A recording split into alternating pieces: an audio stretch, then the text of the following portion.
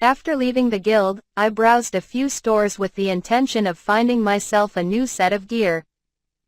I had saved up a fair bit of cash from completing rank E quests, and aside from wanting to fulfill my promise to Ange San, there was now a more immediate need for the upgrade.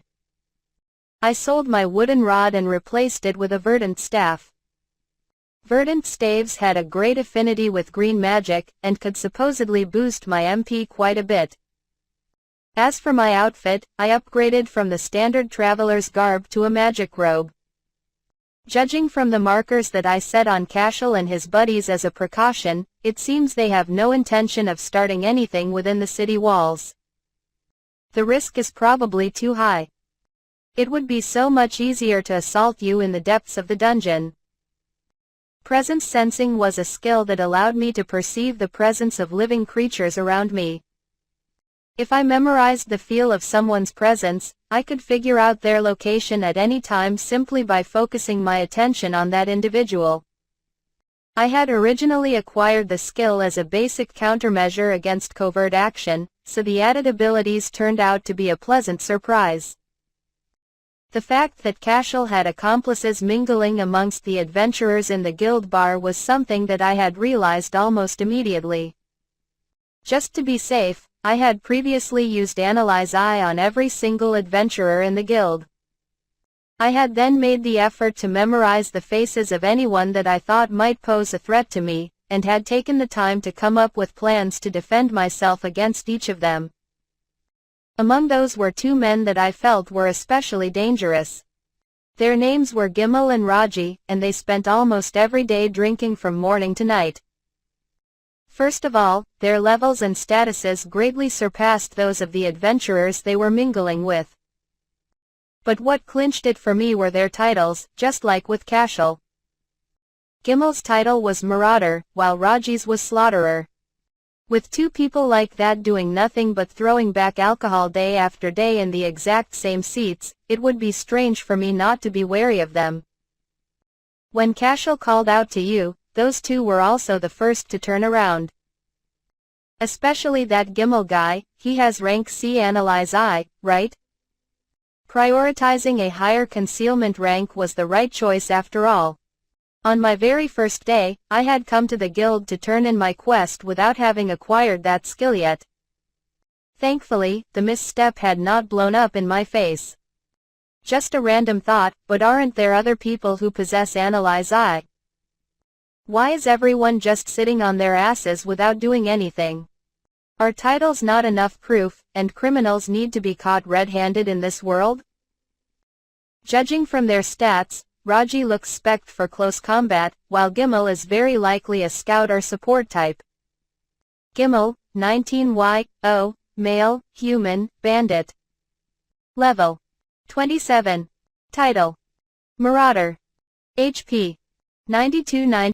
MP 36, Strength 84, Endurance 81, Agility 132, Magic 30, Luck 29, Skills. Throwing, Rank E, Analyze Eye, Rank C, Concealment Detection, Rank C. Passive Effects. Concealment, Rank F. Raji, 33Y, male, human, berserker. Level 36. Title Slaughterer. HP 370-300. MP 4 quart. Strength 203. Endurance 169. Agility 37. Magic 37. Luck 51. Skills. Pugilism, Rank C, Herculean Strength, Rank D, Iron Wall, Rank D, Auto Healing, Rank F. Passive Effects. Concealment, Rank F. Well, in any case, there's nothing for it but to head to the ancient castle of evil spirits. It seems like they have no intention of making the first move, but there's no telling what they might do if I make them wait too long. I trekked north, cutting through the forest where I had first arrived in this world. After following an animal trail for a while, I found my destination. True to its name, its ancient facade was crumbling in various places, and its walls were covered with masses of unkempt vines. What an overwhelming aura! This is the very image of a haunted castle. Until recently, this location had been a hub for talented intermediate adventurers in search of a rank D dungeon. After the Black Spirit Knight in question showed up, however, footfall had plunged like a rock. Consequently, with Cashel and his friends still making their way through the forest, I was completely alone as I ventured inside. I know where I am right now. But do all of the spawnable monsters have to be undead and only undead? I grumbled, while casting wind left and right to repel the creatures that had instantly begun to swarm me. Are you perhaps uncomfortable with the horror genre? Well, I wouldn't ever look it up of my own accord. The majority of the monsters that filled this place were of the zombie and ghost varieties, and each of them cut a pretty gruesome figure. It wasn't quite enough to shake me, but hey, disgusting is disgusting, right? Fortunately, my initial revulsion gradually dissipated as I proceeded deeper into the dungeon and grew more accustomed to the sights. I was more than capable of handling mobs of this level on my own, so Clotho had yet to receive any stage time. My faithful partner was still on standby. After defeating several dozen zombies, I finally arrived at a gigantic door, from beyond which I could sense an incredibly powerful presence radiating. Oh, it's there all right. And as for Cashel and company, it seems they've just entered the dungeon. They'll probably barrel straight down the path that I cleared, which means they'll be here in about 5 minutes, I guess. You think they decided to go with catching you in a pincer attack while you're in the middle of your fight with the Black Spirit Knight? I looked around, my brain whirling. The area in front of the great door was a medium-sized room connected to the rest of the dungeon by way of a single corridor. Despite some general wear and tear, and the crumbled rows of pillars lining the path from the corridor to the door, the room itself looked to be of sturdy enough construction. Seems there won't be any issues with fighting in here. Right then, let's start making preparations. Not long after I'd finished setting things up, Cashel and his friends reached the room where I was waiting. So there you are, Cashel-san. Oh, are the two behind you the party members that you mentioned? Well, anyway, I'm almost 100% sure that the Black Spirit Knight is behind that door over there. Wasn't this supposed to be a competition to see who could complete the subjugation quest first? And yet you stayed to wait for us? Quite the gentleman, aren't you? Cashel looked slightly surprised, as if things were rather different from what he'd expected. Maybe his plan had been to assault me while I was busy dealing with the Black Spirit Knight, just as Melfina had suggested, or to strike when I let my guard down after the fight. Seeing the newcomer who had proposed the competition waiting patiently for his arrival was clearly a scenario that hadn't even crossed his mind. As you can see, as long as we don't cross the threshold of this door, the Black Spirit Knight won't come out to attack us, I noted, pushing the creaky door open ever so slightly. Through the crack, the figure of a large, imposing man clad in jet black plate armor could be seen. Rather than waiting for prey to approach, my impression was that he was standing guard and protecting something. I could tell at a glance that the room had once been an audience hall, as the tasteful ornamentation still retained much of its beauty despite the ravages of time. And the object the man was standing in front of, it was a throne, a seat reserved solely for the king who had once reigned over this castle. Whatcha tryin' to say? You took a look and realized you couldn't beat it on your own. So you wanna team up with us after all? Taunted Raji in a voice so loud that it echoed through the room, sending a tiny spike of pain into my ear. You wish. I still intend to win this competition, of course. But I can't have you guys making things difficult for me in the middle of my fight with the Black Spirit Knight. I finally dropped my polite tone. Or should I say, I can't have you guys using me to get rid of it for you, Noticing the change in my demeanor, the three men immediately fell into battle formation. Cashel and Raji were in front, while Gimel backed up slightly to stand behind them at an angle. He already knows about us, boss. If so, I don't understand his motives in coming here all alone. Hey, newcomer, are you a guild hire? Or are you a bounty hunter after Raji's head? Nah, nothing grand like that. This was merely a chance encounter. It was you guys who approached me in the first place, remember? You sure that wasn't just a ploy to make us fall into your trap? Pretending to be a newcomer and racking up achievements to draw our interest? What a guy. Little wonder he possesses such high-ranked skills. Is it me or is this whole conversation way off base? I don't have high-ranked skills because I'm high-level, it's just the way I am. Honey, it's not like the misunderstanding changes what you have to do, so just get on with it. Ma'am. Well, there's no point delving into the nitty-gritty, right? Bottom line is, you guys tried to spring a trap on me, but got caught in my trap instead. Cashel laughed. You sure are good at joking, newcomer. You've made a big mistake with your positioning. The exit is behind the three of us, while the door behind you leads to the Black Spirit Knight. On top of that, you're outnumbered. Who's the one at a disadvantage here? You're right, of course, on the surface, that is. You never know until you try, right? None of us are here for tea and a friendly chat, so you, the big lumbering oaf, how about you stop shaking in fear and come get a piece of me already? Who's shaking? I'll shut your smart mouth, you puny mage, roared Raji, charging straight at me. As I'd expected, he was extremely susceptible to provocation. A single-celled organism, just as he looks. Raji. Don't rise to the bait. Cashel shouted, but it was too late. The spell that I'd set up in advance had already activated. Huh? A patch of ground that had been plain stone just moments before suddenly turned into a large bog that trapped Raji's legs. You bastard. What did you do? I don't know, how about you tell me? It was, of course, the rank D spell Mud Bind, which I'd hidden with concealment. The spell changed the targeted ground into a bottomless bog, restraining anyone who was unfortunate enough to be caught in it. Casting it was normally a rather conspicuous affair, but since no one present could see through my concealment, Raji had charged straight into the trap without me having to lift a finger. Is this concealment? My concealment detection didn't catch it at all. Well, yeah, I made my preparations knowing that you wouldn't be able to see through it with your rank C skill.